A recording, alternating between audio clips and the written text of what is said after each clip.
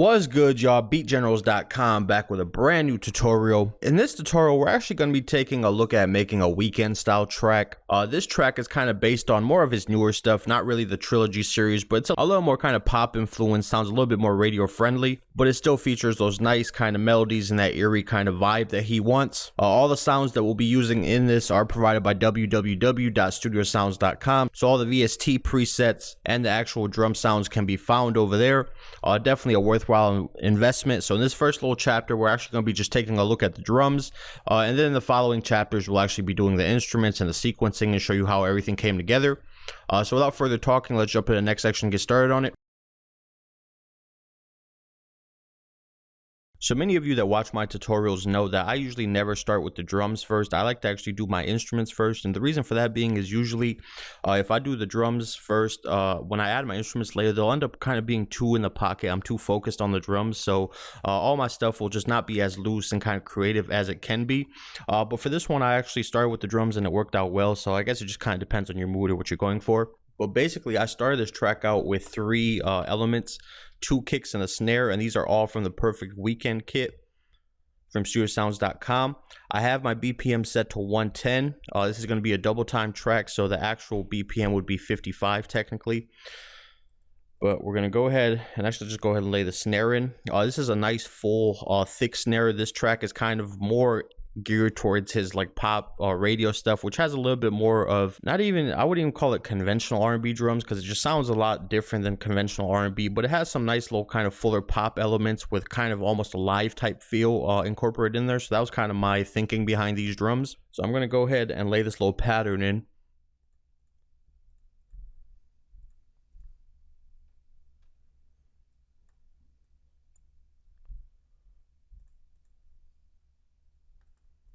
And I'll have something like this, and make sure that all these are set to cut itself, especially if you're going to be doing rolls like this. You want to make sure that your kicks and stuff are on cut itself, they're not overlapping. If they overlap, you lose a little bit of the punch in the kick. So even if you're using a short type sound, it's always a good idea just to make sure if things are playing back to back, such as right here or different places, you want to have that cut itself on just so you don't lose the punch of your drums.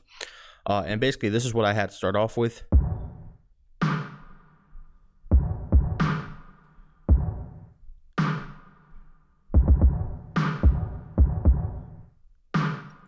So I have a nice little drum groove to start off with. It's still nice and open. The percussion that we're going to be adding is really going to add the groove to this track.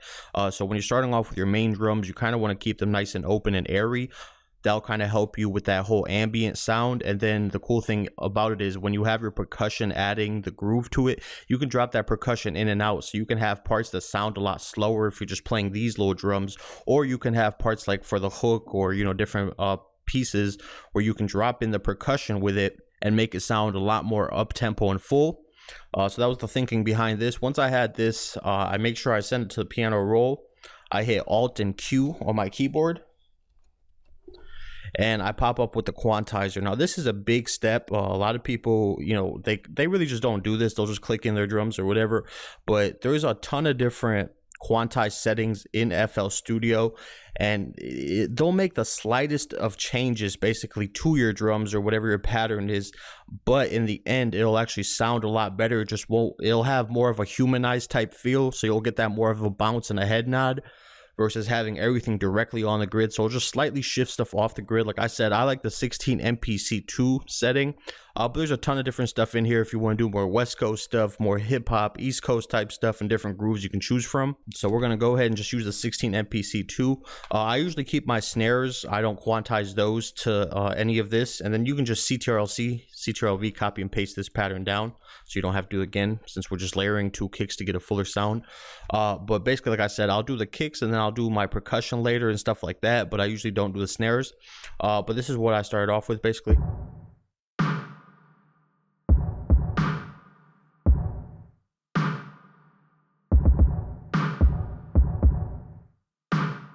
So So a nice open groove, have the little roll over here, just make it sound a little bit quicker. If you're doing a track with a slower BPM, you can use rolls and different stuff like that also to kind of make the pace seem a little bit quicker and give yourself the illusion basically of a little bit of a faster track, even though the BPM doesn't really change.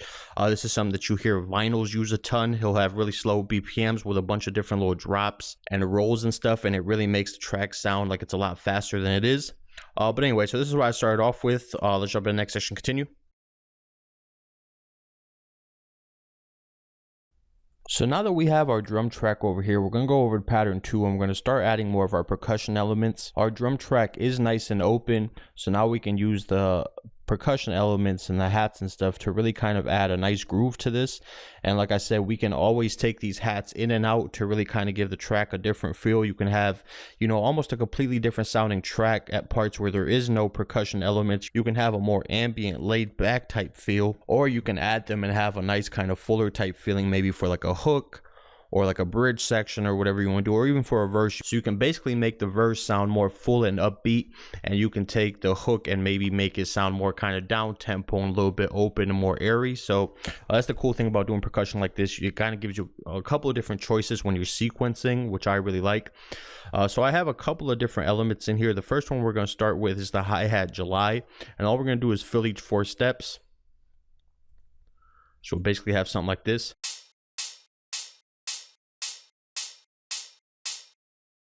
Then we're going to use this hi-hat eyes, and we're basically going to just fill in a couple of little notes in between here, just to add a little bit of variation between the hats and have a kind of a couple different little grooves going on.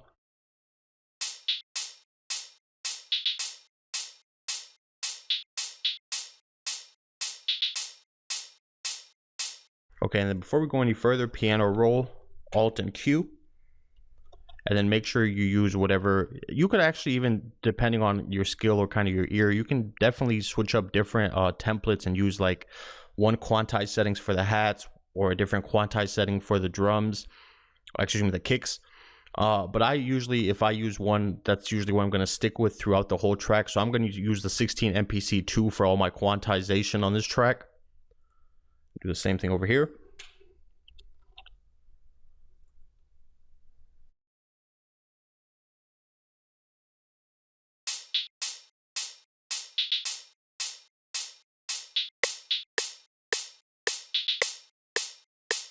Okay, now I have these 2 different little perk type sounds, and they almost have a little bit of a groove to them. Luckily for me, they actually fit my BPM, but you could always time stretch them if they didn't, if you wanted to like put one beat and keep it generic so it doesn't actually change the pitch of the sound. You could go that way depending on what you're using.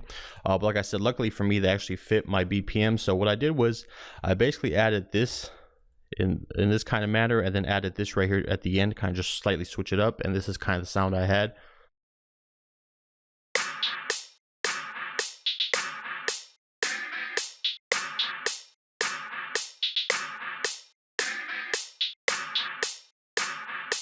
Okay, so that, in my opinion, gave it a little bit more of a Weeknd type feel. It kind of had that eeriness to it, almost like, sometimes I kind of compare it to more kind of the horror movie soundtracks. You'll hear a lot of the sounds, if you guys pay attention to movie soundtracks and stuff like that. A lot of the stuff they use in those tracks is very reminiscent of soundtracks like that. There's a lot of stuff that kind of really builds anticipation, builds emotion, and really build suspense. So that's always a good thing if you want to go back and study some pieces of music. Definitely go back, look at some of the scores for your favorite horror movie films, and it's a great way to kind of get ideas and incorporate them back into, you know, today's modern music, if you're just kind of tired of listening to the same stuff over and over. But yeah, so this is what I had initially. Alt and Q as well on this.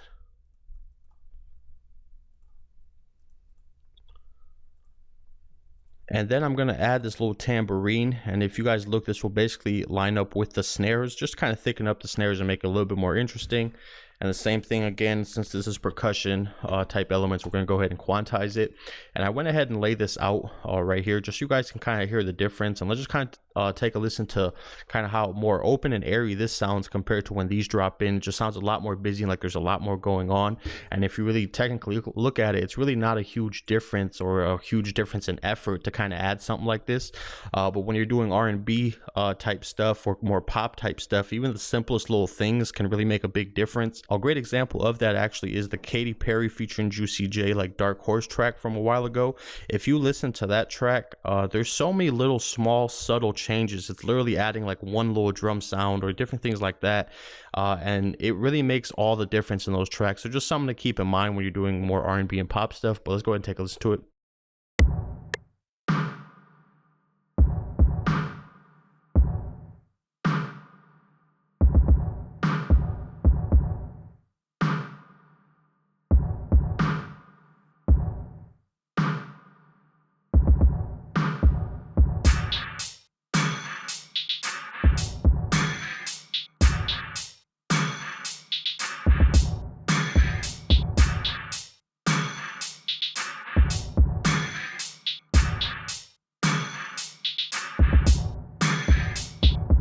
Okay, so if you look at it, in my opinion, I hope you guys can hear that. This section right here just sounds a lot slower and like it's just dragging a lot more compared to when this section comes in. You just kind of get automatically a little bit more of an energetic up tempo type feel, and it's still, as you guys can see, the same BPM. It didn't really change. One thing we will do though is take these little percussion sounds, and one thing that you kind of see in the Weeknd's music a lot, there's a lot of filtering and different effects and EQs to kind of really give stuff their space. Now I'm gonna have a nice heavy thick bass line in this, so I don't really want a lot of low type stuff interfering, and you guys will be able to see that in the final mix as well. But basically stuff like this is just a perk sound. It's not supposed to be super heavy in your face. I'm going to go ahead and load up a parametric EQ2 on a mixer channel. I have them both set to the same mixer channel, and then basically all I'll do is just go ahead and roll off a lot of the lows.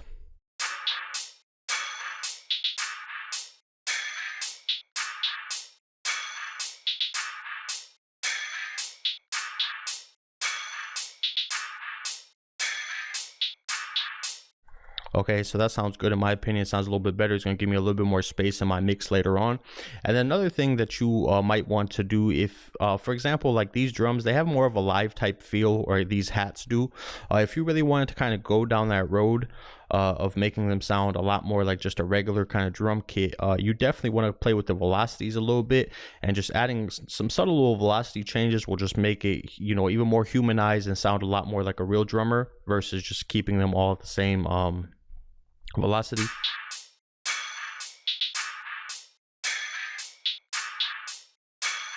And this obviously works better if there's like more kind of notes.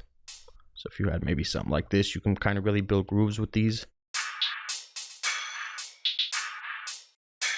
Okay, something like that. But I'm going to keep mine pretty simple and just kind of keep it how it was for now. But yeah, so let's jump in the next section, continue. So the next thing I added to this was a tom and a crash. Basically, toms are pretty cool. Toms you can use for different things. Obviously, you can use them for transitions and just kind of add a little spice to your drums and to your patterns. But a cool thing with toms also is that I personally sometimes like to layer them directly with the kick, just kind of give myself a bigger sound if I'm doing R&B stuff. So if you haven't tried that before, definitely kind of check it out and try layering some toms over your kicks for a bigger sound. And if you're going for a more even cinematic type sound, you can change the tom out and use something like a timpani or something to get an even bigger kind of more cinematic type sound. So definitely check that out if you've never done that before.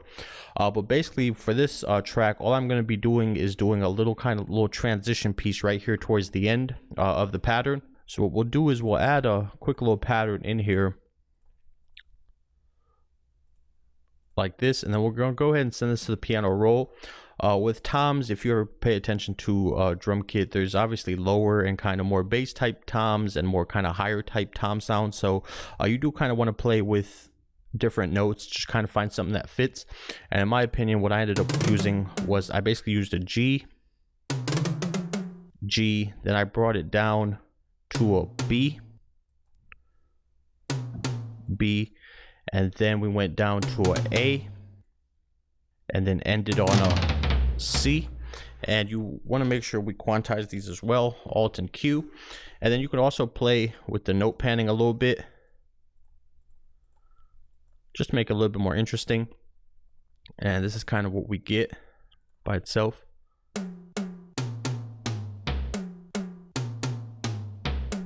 Okay, so it doesn't sound bad. And then we're gonna go ahead and add this to a free mixer track, and we're gonna actually add a couple different elements to this. I want this kind of have a bigger type sound, so we're gonna go ahead and put a fruity reverb too. We're gonna turn the size all the way up. Then we're gonna turn the decay maybe like around 5 seconds, just to have a bigger type sound. Then we're going to go ahead and adjust the low cut. We want this to be kind of a high end reverb, so we don't want this to kind of cover the whole sound. So I'm going to go ahead and just turn this up slightly, just so we'll cover more of the high frequencies. And we have something like this after we do that. Then the next effect we're going to add to this is a delay. I use the Fruity Delay 2. We're going to set the timing to 1 step. We're going to do the panning, set it to ping pong, and then just use the panning to the left or the right, just so it'll bounce from speaker to speaker. Then we're going to go ahead and just slightly turn the volume down, just so it's not as prominent. It's going to play the background a little bit more. And then we're going to just come in here, put a Fruity Parametric EQ, and just slightly cut the low end, just so, like I said, it doesn't really interfere later with everything that we're going to be adding to this track. And this will be a cool little transition effect that we can use. And before we actually play it, let's go to pattern 5. I have this little cymbal, which is more like an 808 crash, but it has a little bit of the top end filtered out. And what we're going to do with this is we're going to add a delay to it, ping pong again. Probably use maybe 2 steps. We'll see. We'll kind of play with it, and then set the panning to left or right again for it to bounce, and turn this down. So we have something like this.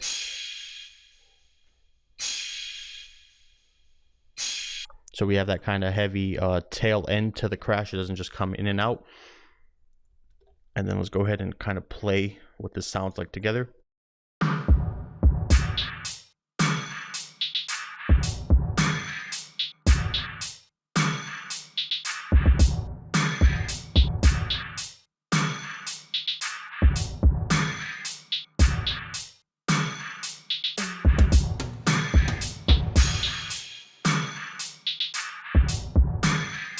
Okay, so that sounds pretty good. Let's jump to the next section and add our 808 to this.